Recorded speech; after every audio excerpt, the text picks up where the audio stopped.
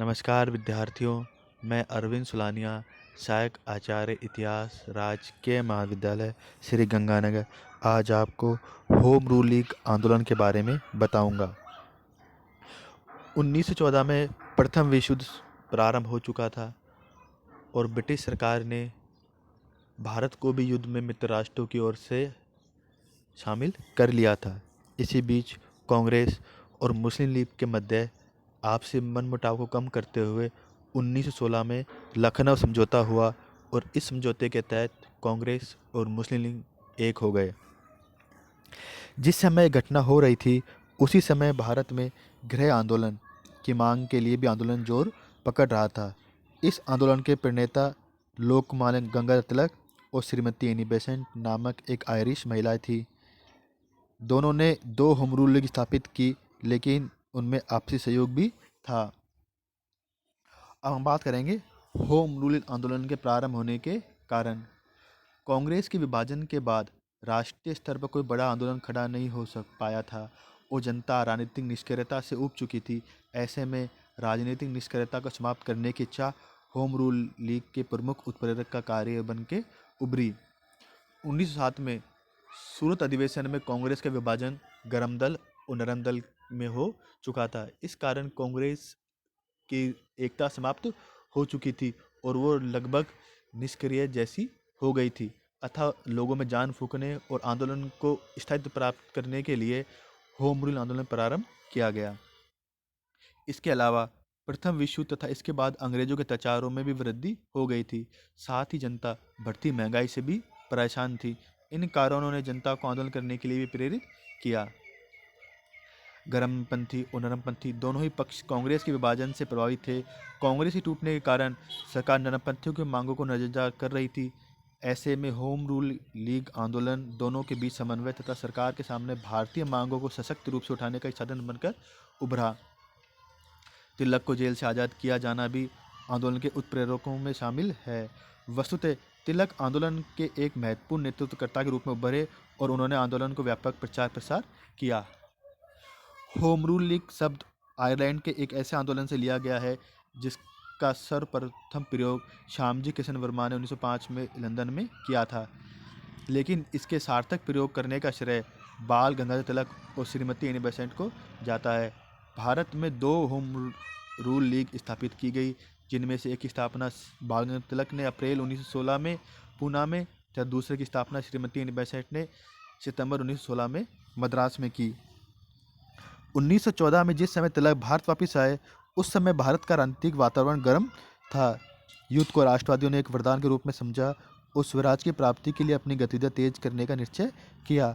वसुतः तिलक और उनके सहयोगी कांग्रेस से बाहर थे और उनका कोई राजनीतिक संगठन नहीं था, इसलिए उन्होंने होम रूल लीग स्थापित करने की योजना बनाई।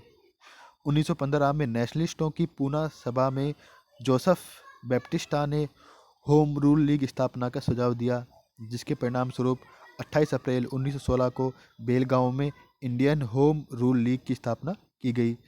तिलक इस संस्था के सबसे प्रभावशाली सदस्य थे। इसी समय श्रीमती एनी बेसेंट ने भी इस दिशा में प्रयास किया।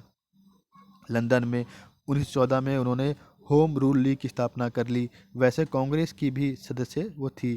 कांग्रेस की घटती लोकप्रियता और उग्रवादियों के बढ़ते प्रभाव से वे आशंकित थे, इसलिए उन्होंने कांग्रेस के अंदर ही होम रूल लीग बनाने की बात की, परंतु कांग्रेसी नेताओं के ढुलमुल रवैये के कारण श्रीमती एनी बेसेंट ने स्वयं सितंबर 1916 में होम रूल लीग की स्थापना की। इसकी शाखाएं बम्बई, कानपुर, इलाहाबाद, बनारस, मथुरा आदि जगहों में खुली।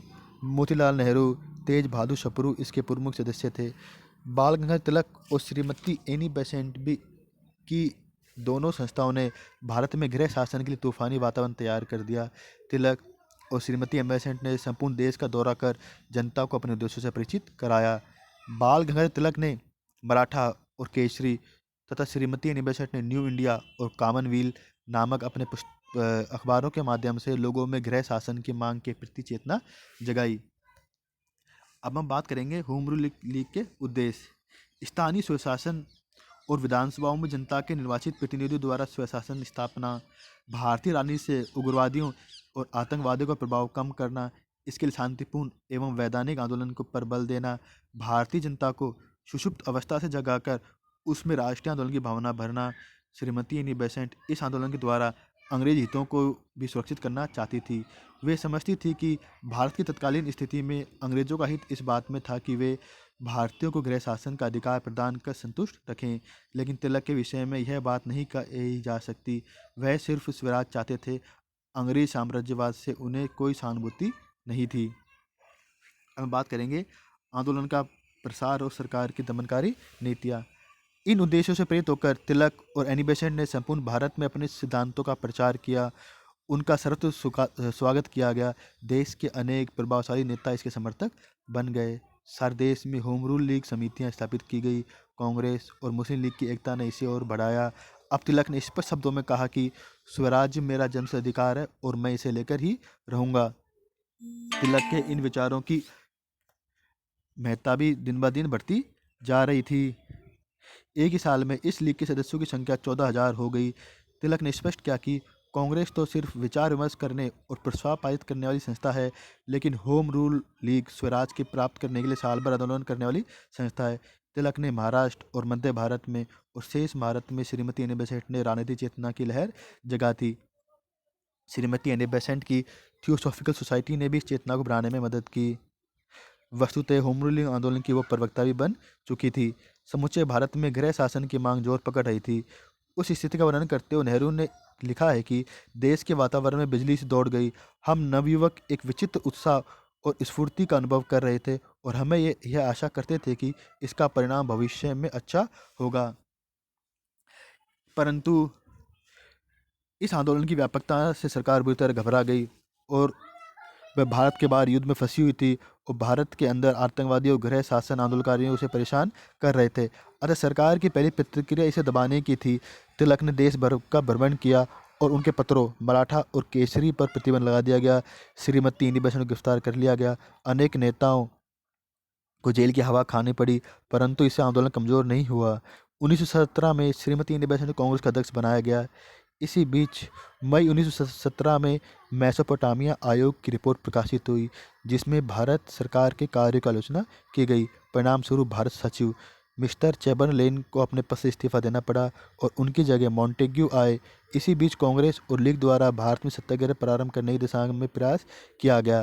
परिणाम स्वरूप भारतीयों को संतुष्ट करने के लिए मॉन्टेग्यू ने 20 अगस्त 1917 को संवैधानिक सुधारों को क्रियान्वित करने की घोषणा की और घोषणा में स्पष्ट रूप से स्वीकार किया कि भारत में ब्रिटिश शासन स्वशासित संस्थाओं का क्रमिक विकास है, ताकि ब्रिटिश साम्राज्य के एक अभिन्न अंग के रूप में भारत में क्रमशः उत्तरदायित्व शासन स्थापित किया जा सके। कांग्रेस, लीग और श्रीमती एनी बेसेंट ने इस योजना का स्वागत कर सत्याग्रह एवं होम रूल आंदोलन स्थगित कर दिया, लेकिन तिलक इसे नहीं चाहते थे। 1919 में भारत सरकार अधिनियम पारित हुआ। इससे उदारवादी कुछ हद तक तो संतुष्ट हो गए, परंतु उग्रवादी नहीं।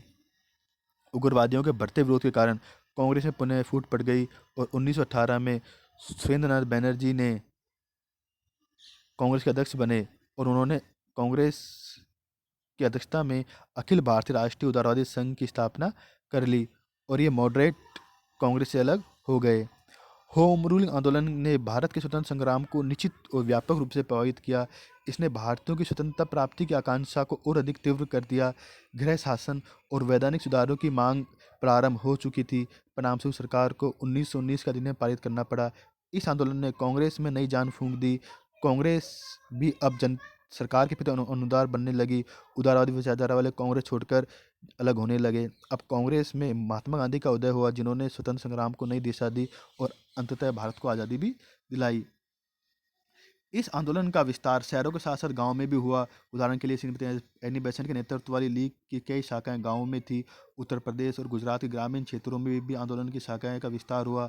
इस आंदोलन का सामाजिक आधार व्यापक हुआ। तिलक ने स्वराज के साथ साथ स्थानीय भाषाओं के प्रयोग का मुद्दा बनाया। इससे संपूर्ण देश में एक भाषा के रूप में हिंदी का महत्व बढ़ता गया और राष्ट्रीयता एकता की भावना भी प्रसारित हुई और राष्ट्रीय स्वतंत्र आंदोलन और भी सशक्त रूप से उभरा। यद्यपि अंग्रेजों के दमन और कूटनीति के कारण आंदोलनकर्ता स्वराज के लक्ष्य को प्राप्त करने में असफल रहे, किंतु भारतीय स्वतंत्र संग्राम को इसने अत्यंत व्यापक रूप से प्रभावित किया। होम रूल आंदोलन के दौरान पत्र पत्रिकाओं के माध्यम से स्वराज के महत्व को व्यापक प्रचार करने के कारण जनता में राष्ट्रीय चेतना की भावना बढ़ी। इसके अलावा इस आंदोलन ने कांग्रेस को एकीकरण करने में भी सहायता प्रारंभ की और आगे चलकर भारतीय स्वतंत्रता संग्राम का नेतृत्व कांग्रेस के द्वारा ही किया गया। धन्यवाद।